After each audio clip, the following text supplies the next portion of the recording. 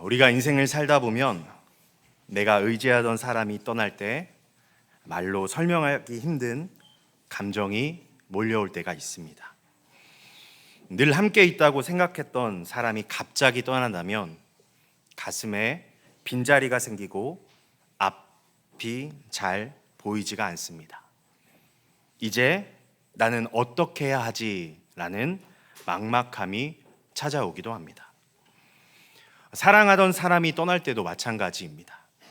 그 존재 자체가 주던 안정감이 사라지면 우리 마음속에는 설명할 수 없는 불안이 엄습합니다. 익숙했던 자리를 떠날 때, 의지하던 곳을 떠날 때도 그렇습니다. 새로운 곳을 향해 걸음은 옮기지만 마음 한구석에는 늘 두려움, 긴장, 슬픔, 아쉬움이 따라옵니다. 이것은 인간이라면 누구나 느끼는 자연스러운 감정입니다. 지금 요한복음 16장의 제자들도 바로 그 감정을 그대로 느끼고 있습니다. 예수님이 갑자기 이렇게 말씀하십니다. 요한복음 16장 5절 말씀을 보면요, 지금 내가 나를 보내신 이에게로 가는데, 이 말은 곧 무슨 뜻입니까? 내가 너희들 곁을 떠날 것이다 라는 뜻입니다. 제자들은 그동안 모든 것을 예수님께 걸었습니다. 예수님이 그들의 삶의 길이었고, 예수님이 그들의 삶의 희망이었고, 예수님이 그들의 삶의 미래였습니다. 그런데 그 예수님이 이제 떠난다고 말씀하십니다. 그러니 제자들은 불안했습니다. 슬펐습니다. 두려웠습니다. 막막했습니다. 그런 제자들의 모습을 보며 예수님은 요한복음 16장 6절에 이렇게 말씀하십니다. 도리어 내가 이 말을 함으로 너희 마음에 근심이 가득하였도다. 제자들은 예수님이 떠난다는 말을 듣고 혼란 속에 있었습니다. 미래가 불투명했고 자기들이 이제 무엇을 해야 할지도 몰랐고 예수님 없이 사역을 이어갈 자신조차 없었습니다. 제자들은 예수님과의 이별 앞에서 흔들렸지만 예수님은 바로 그 이별을 통해 더 큰 일을 준비하고 계셨습니다. 여기서 오늘 본문이 시작이 됩니다. 7절 말씀입니다. 그러나 내가 너희에게 실상을 말하노니 내가 떠나가는 것이 너희에게 유익이라. 내가 떠나가지 아니하면 보혜사가 너희에게로 오시지 아니할 것이요 가면 내가 그를 너희에게로 보내리니. 제자들의 마음이 근심으로 가득했던 그 순간 예수님은 너무도 이해하기 어려운 말씀을 하십니다. 그러나 내가 너희에게 실상을 말하노니 내가 떠나가는 것이 너희에게 유익하다라고 말씀하십니다. 여기서 접속사 그러나는 제자들의 감정과 예수님의 관점이 정면으로 부딪히는 지점입니다. 제자들은 지금 슬프고 두렵고 막막하고 당황스러운 상황입니다. 예수님이 떠나신다는 말은 그들에게는 사명의 붕괴였고 미래의 상실이었고 삶의 방향을 잃는 사건이었습니다. 그런데 예수님께서는 그러나 너희가 느끼는 감정은 슬픔과 근심이지만 내가 말하는 진짜 현실은 너희에게 유익이 된다라는 것입니다. 성도 여러분, 우리의 감정과 하나님의 진리는 항상 같은 방향을 향하지 않습니다. 때로는 우리의 감정이 절망을 말할 때 하나님의 진리는 소망을 말합니다. 우리의 감정이 끝이라고 말할 때 하나님의 계획은 새로운 시작, 새로운 이어짐을 이야기합니다. 예수님은 지금 제자들에게 너희들이 느끼는 감정 너머에 있는 하나님의 계획을 보라고 말씀하시는 것입니다. 예수님은 제자들에게 자신이 떠나야 하는 이유를 분명하게 말씀하십니다. 내가 떠나지 아니하면 보혜사가 너희에게로 오시지 아니할 것이다.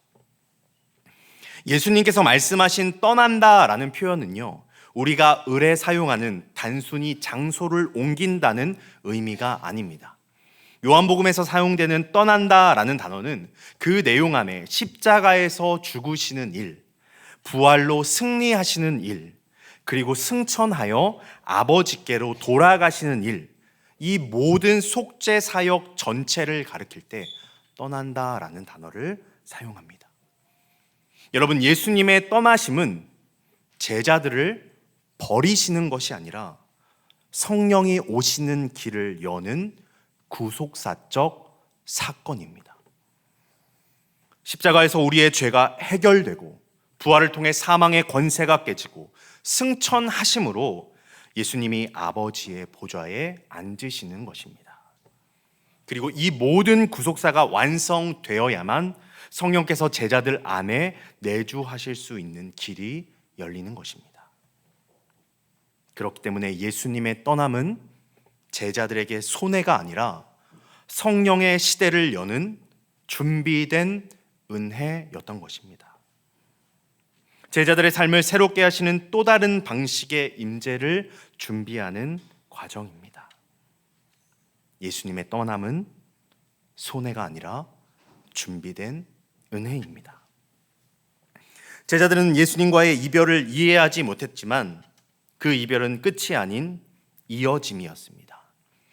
예수님의 떠남이 성령의 시대를 여는 은혜라면 이제 우리의 시선은 자연스럽게 그 다음 질문으로 옮겨갑니다.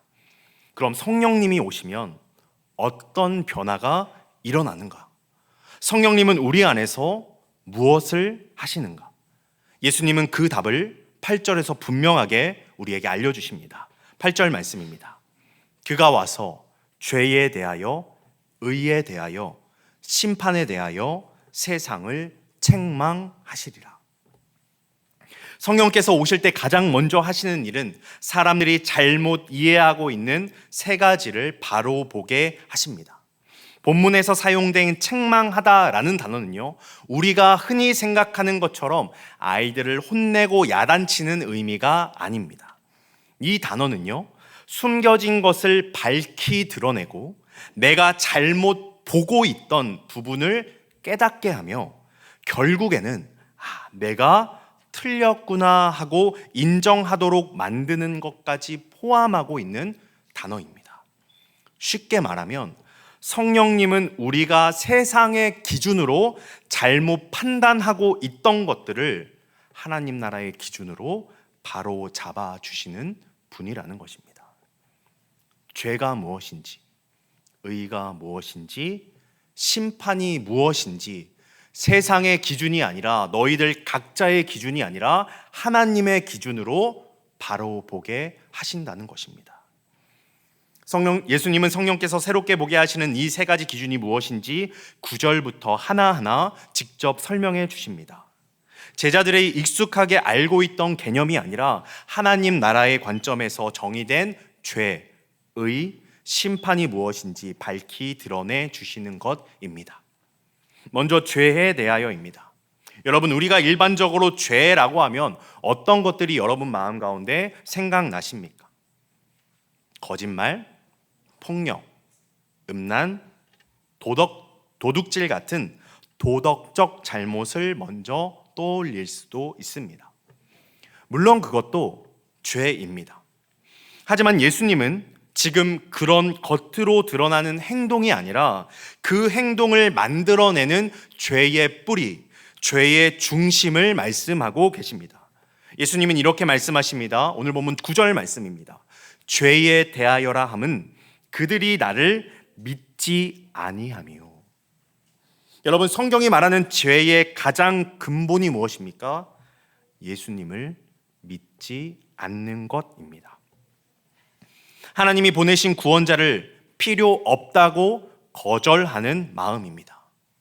성령님께서는요, 이 사실을 우리 안에 깨닫게 하시는 분입니다. 너 지금 예수님이 없이도 괜찮다고 생각하지? 그 마음이 바로 죄라는 것이다. 성령님은 이렇게 우리의 깊은 곳을 비춰주시는 분입니다. 그렇다면 예수님 없이 산다는 것이 어떤 모습입니까? 겉으로는 예배의 자리에 나아오지만, 하나님 앞에 두 팔 벌려 찬양하고 눈물 흘려 기도하지만, 정작 우리의 인생의 중요한 결정을 내릴 때 모두 내 생각대로, 내 기준대로 하는 삶입니다. 입으로는 예수님을 믿습니다 라고 말하지만 실제로는 예수님의 말씀이 내 삶의 주인이 되지 않는 것, 그것이 바로 믿지 않는 삶입니다. 성령님은 이런 우리를 비추셔서 나는 믿는다고 말하지만 삶은 여전히 나 중심이구나 라는 사실을 깨닫게 하신다는 것입니다. 두 번째로는 의에 대하여입니다. 오늘 본문 10절 말씀입니다. 의에 대하여라 함은 내가 아버지께로 가니 너희가 다시 나를 보지 못함이요. 10절 말씀을 읽어보면요, 우리에게는 조금 어렵게 느껴질 수 있지만 핵심은 매우 분명합니다. 여러분, 당시 유대인들은요, 의가 무엇인가 라는 질문을 했을 때 도덕적 행위나 율법적 준수로 그들의 의를 판단했습니다. 착하게 행동하는 것, 종교적 행위를 잘 지키는 것을 의롭다라고 여겼다는 사실입니다. 그런데 예수님은 완전히 다른 기준을 제자들에게 말합니다. 참된 의라는 것은 인간의 행위에 있는 것이 아니라 예수 자신에게 있다라는 것입니다. 예수님이 아버지께로 돌아가신다는 말, 즉 승천하신다는 사실 자체가 예수님이 의로우신 분이라는 결정적 증거입니다. 왜냐하면 죄 있는 자는 하나님의 보좌 앞에 절대로 설 수 없기 때문입니다.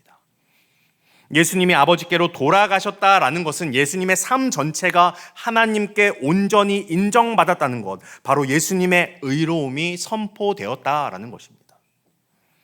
성령님은 이 사실을 우리 안에서 이렇게 깨닫게 하십니다. 너의 의로는, 우리의 의로는 하나님 앞에 절대 설 수 없다. 너의 선함과 너의 도덕, 너의 성과로는 절대로 의롭다 할 수 없다. 오직 예수님의 의만이 너를 살리는 의다라는 것을 성령께서 깨닫게 하신다는 것입니다. 성령님은 우리의 행위 중심의 자기 의를 무너뜨리고 예수님의 의를 붙드는 믿음으로 우리를 초대하십니다. 그래서 성령 충만한 사람일수록요, 내가 잘한다, 나의 것을 드러내는 것이 아니라 절대적인 겸손, 내가 한 것이 아니라 주님께서 하셨습니다 라는 고백이 지극히 당연하게 나오는 것입니다. 세 번째로 예수님은 심판에 대하여 말씀하십니다.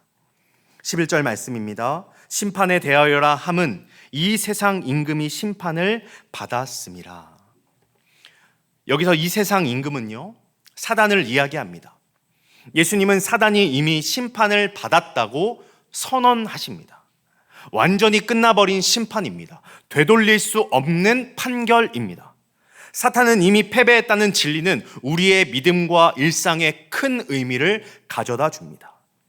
하지만 여러분, 우리 눈에는 어떻습니까? 악이 여전히 힘이 있는 것처럼 보입니다. 불의가 승리하는 것 같고요, 바른 길로 가는 것이, 예수의 길로 가는 것이 손해보는 것처럼 보입니다. 차라리 하나님 없는 삶이 때로는 더 편해 보일 때도 있습니다. 그러나 성령 하나님은 우리의 영혼 속에 이렇게 거듭해서 말씀하십니다. 악은 이미 끝났다. 사탄은 이미 패배했다. 세상의 승리처럼 보이는 그것은 겉모습뿐이다. 성령 하나님은 우리에게 악 앞에서 흔들리지 않는 담대함을 주십니다. 우리에게 일어나는 모든 싸움은 이미 결과가 결정된 싸움입니다. 그래서 성도된 우리는 그리스도의 승리 안에서 담대하게 살아갈 수 있는 것입니다. 여러분, 성령이 우리 안에 역사하시면 이와 같은 변화가 일어나는 것입니다. 나의 죄가 보이고요, 예수님의 의가 더욱더 소중해지고 악 앞에서 흔들리던 마음에 담대함이 생깁니다. 이것이 바로 보혜사 성령님이 지금도 우리 안에서 하시는 사역입니다. 그런데 예수님은 여기서 한 걸음 더 나아가 성령님이 하실 사역이 이것으로 끝나지 않는다고 말씀하십니다. 제자들이 아직 이해하지 못하고 감당할 준비가 되지 않은 더 깊은 진리가 남아있기 때문입니다. 그래서 예수님은 이어서 이렇게 말씀하십니다. 오늘 본문 12절 말씀입니다. 내가 아직도 너희에게 이를 것이 많으나 지금은 너희가 감당하지 못하리라. 여러분, 제자들은요, 예수님을 너무나 사랑했지만 여전히 근심에 눌려 있었고 예수님의 십자가와 부활이라는 하나님의 구원 방식을 온전하게 이해할 준비가 되어 있지 않았습니다. 그래서 예수님은 지금 더 많은 진리를 말씀하지 않으신 것입니다. 새신자가 왔습니다. 목사님들이나 교역자들이 너무 기분이 좋아서 성도님 이번 주부터 6달 동안 우리 함께 성경 말씀 봐요. 그러면 여러분 새신자가 어떻게 할까요? 한번 고민해 보겠죠. 새로 오면 교회가 어떤 곳인지 차근차근 알려줘야 합니다. 제자들의 상황도 그랬던 것 같습니다. 그래서 예수님께서 말씀하지 못해서가 아니라 제자들이 감당할 수 없는 상태였기 때문에 예수님께서는 이렇게 말씀하셨던 것입니다. 하지만 예수님은 제자들을 그 상태로 두지 않으십니다. 지금은 이해하지 못하지만 앞으로 이해하게 될 날이 오도록 약속하십니다. 제자들의 그릇이 넓어지고 그들의 마음이 새로워지고 그들이 감당한 힘을 얻게 되는 날이 곧 오기 때문입니다. 그리고 그날을 가능하게 하시는 분이 바로 성령님입니다. 그래서 예수님은 제자들을 바라보며 다음과 같은 말씀을 이어서 하십니다. 13절 말씀입니다. 그러나 진리의 성령이 오시면 그가 너희를 모든 진리 가운데로 인도하시리니 그가 스스로 말하지 않고 오직 들은 것을 말하며 장래일을 너희에게 알리시리라. 여러분, 여기서 그러나는 단순한 전환을 나타내기 위한 접속사가 아니라 하나님의 은혜의 반전을 보여주는 접속사입니다. 12절에서 너희는 지금 감당할 수 없다. 그러나 성령이 오시면 감당하게 될 것이다. 여러분, 이것이 바로 은혜입니다. 제자들의 부족을 성령님께서 채워주십니다. 예수님은 성령님을 진리의 성령이라고 부르십니다. 진리를 가르치는 정도가 아니라 진리의 본질과 일치하시는 분이며 진리 그 자체에서 흘러나오는 분이라는 것이죠.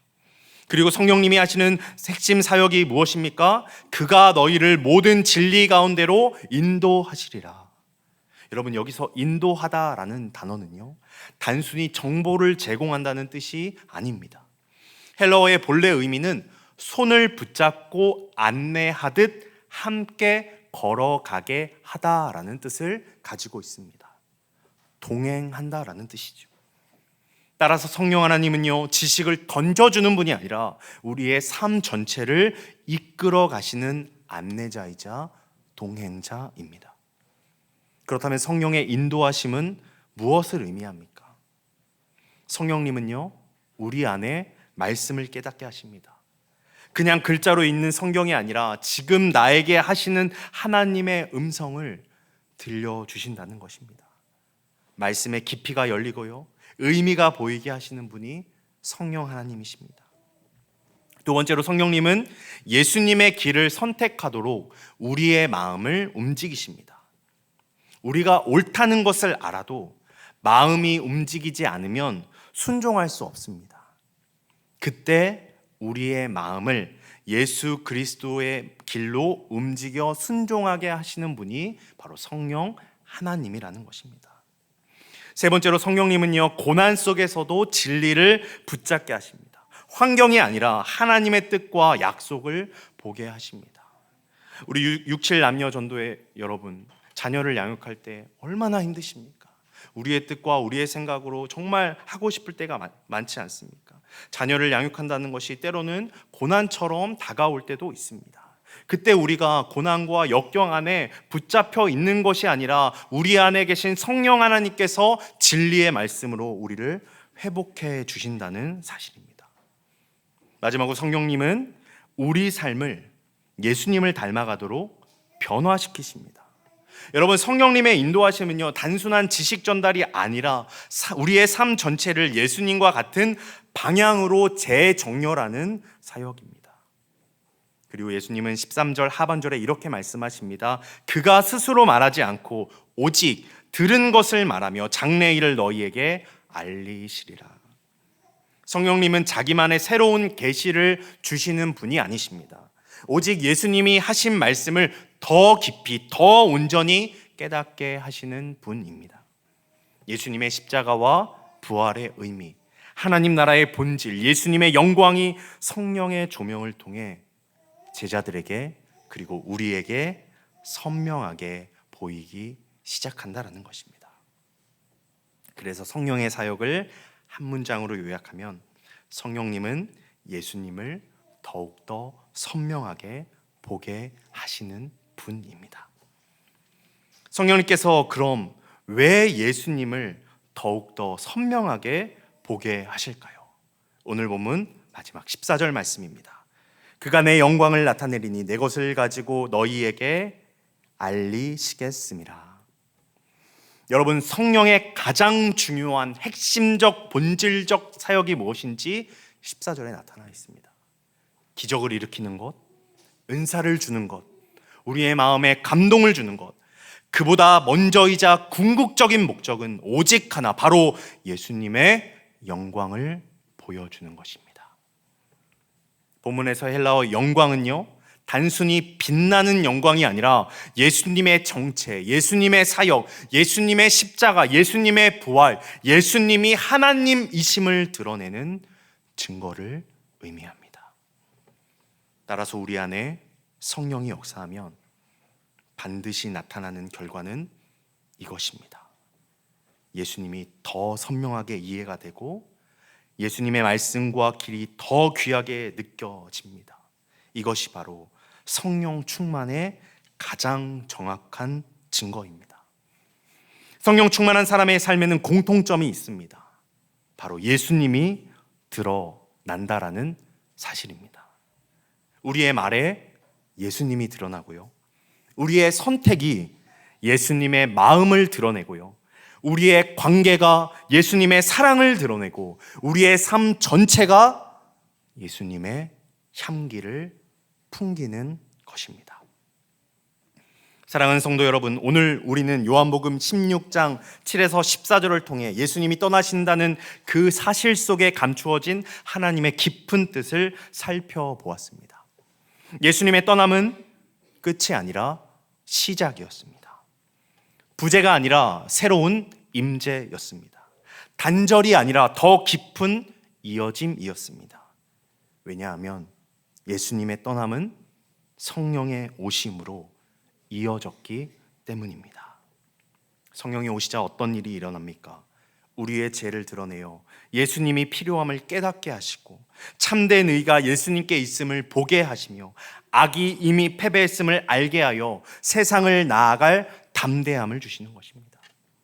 또한 성령님은 진리 가운데로 우리를 인도하시며 예수님의 말씀을 조명하고 우리를 변화시키고 우리의 삶이 예수님을 드러내는 삶이 되게 하십니다. 그렇다면 이 말씀 앞에 오늘 우리는 어떻게 살아가야 합니까?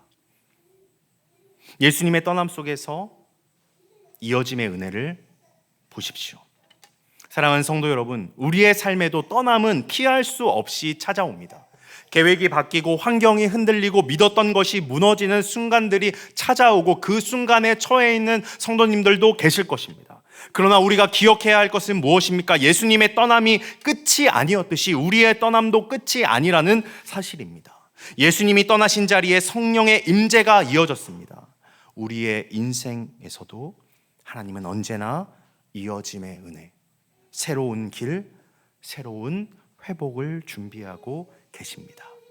우리의 삶에, 여러분의 삶에 두려움이 찾아올 때 하나님 제 삶에도 이어짐을 준비하실 줄 믿습니다. 이 믿음의 고백이 여러분의 고백이 되길 소망합니다. 하나님은 떠남 속에서도 일하시고 우리를 성장시키십니다. 그리고 하나님은 언제나 우리의 삶을 은혜로 이어가시는 분입니다. 그리고 여러분의 삶의 모든 자리에서 예수님이 드러나야 합니다. 예수님은 말씀하셨습니다. 그가 내 영광을 나타내리니. 성령님의 목적은 분명합니다. 예수님을 드러내는 것입니다. 그리고 성령 충만한 삶의 표지는 역시 분명합니다. 우리의 말이 예수님의 마음을 담고 있는가? 우리의 선택이 예수님을 기쁘시게 하는가? 우리의 모임의 관계가 예수님의 사랑을 이웃들에게 보여주고 있는가? 우리의 삶 전체가 예수님 중심성을 향하고 있는가? 복음으로 향하고 있는가? 사람들이 우리를 만났을 때, 여러분 한 사람 한 사람을 만났을 때 저 사람 안에는 사람 냄새가 아니라 예수의 향기가 있다, 이 고백이 흘러나오는 삶을 살아야 합니다. 성령님은 바로 그런 삶으로 우리를 인도하십니다. 주일에만 예수님을 드러내는 것이 아닙니다. 가정에서, 직장에서, 갈등 속에서 마저도, 혼자 있는 자리에서도 예수님의 영광이 여러분의 삶을 통해 드러나야 합니다. 성령님은 우리를 예수님을 말로만 믿는 사람이 아니라 예수님을 삶으로 증언하는 사람으로 변화시키십니다. 사랑하는 성도 여러분, 예수님의 떠남은 끝이 아니라 이어짐이었습니다.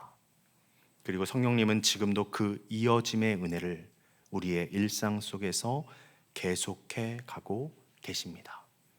이번 한 주 성령님의 인도하심을 따라 우리의 삶이 오직 예수님의 영광만 드러내며 살아가는 저와 여러분의 삶이 되길 간절히 소망합니다.